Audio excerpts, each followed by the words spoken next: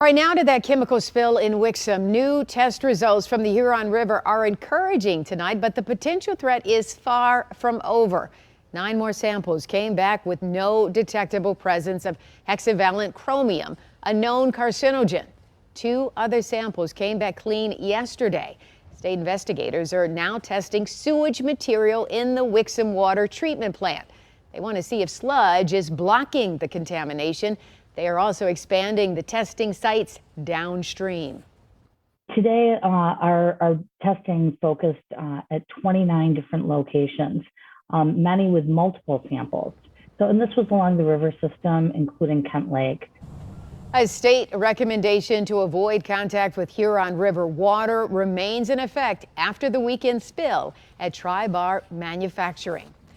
And here is yet another concern about this. The Wixom sewage treatment plant discharges into the Huron River, which means there's a lot of worry right now in Ann Arbor, the nearest drinking water intake. The Huron River runs right through the city.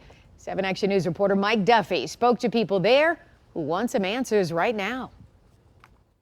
The Huron River is a precious resource to people all over the area, but it holds particular significance to the people of Ann Arbor who get 85% of their drinking water from the river. We're paddling. We're paddling down the river from Argo down to Gallup. Matt Busey was doing some canoeing on the Huron River Thursday with his kids Georgiana and Thor. He reacted to hearing the news that hexavalent chromium had been released into the waterway. It makes me sick, honestly. He says his ire is divided 2 ways. That it would happen in the first place and that it would not be shared, right away. He says it's not just the inconvenience that bothers him. And it's not only just not using the river, it's just like, it's for people, it's the whole ecosystem being poisoned. Cheryl Somm is the recreation supervisor at Argo Park Canoe and Kayak. Everyone is so concerned. We have received so many emails and calls with questions about it. Are you surprised that it could happen? Yeah, I am actually, right? I mean, you would think that there would be so many stops and checks and balances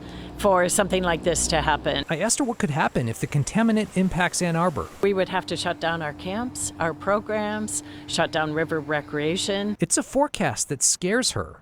Plus, there's still so much she wants to know. How much chemical is in the river? Is it going to be diluted enough by the time it gets down here that it's not a concern? I don't know. Andrew Carone is a recent graduate of the University of Michigan who lives right across from the Huron River. I'm annoyed and frustrated and also sad that our river and water keeps getting contaminated. He says this isn't the first time the company responsible has caused damage. This is the same company that was responsible for the PFAS in the river. He's concerned not much will happen. I'm worried that everything's just going to go business as usual and people are not going to be know about it, and then there's going to be all this health problems. It's just an environmental injustice. He says there are some simple questions the public deserves answers to. What happened, why it happened, and what can be prevented in the future. Sadly, right now there are more questions than there are answers.